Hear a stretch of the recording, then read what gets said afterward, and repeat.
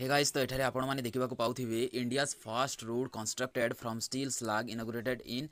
सूरत। तो भारतर एपरी प्रथम रास्ता जहाँकि माने स्टील स्लैग रे तैयारी होईछि सेही परी एक रास्ता को सूरत ठारे गुजरात रो जे सूरत ठारे से ताकू कोन करा जायछि उद्घाटन करा जायछि। देखो एठारे ताकू उद्घाटन करिसंती स्टील मिनिस्टर रामचंद्र प्रसाद सिंह जी अछंती से कोन करिसंती बुधवार दिन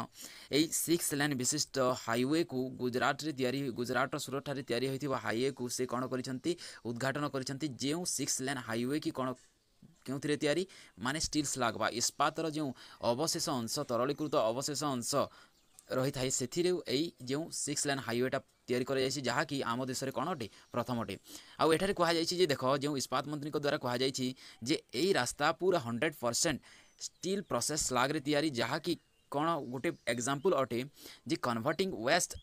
इनटू वेल्थ जहाँकि माने आवर्जना को किपरि भाव में वेल्थ बा संपत्ति माने कन्वर्ट करा जाय परिबो परिवर्तन करा जाय परिबो ता पई गोटे माने परफेक्ट एग्जांपल अटे बोली एठारे जो स्टील मंत्री अछंती रामचंद्र प्रसाद सिंह से कहिसंती। तेबे याकू नै जो स्टील मेकर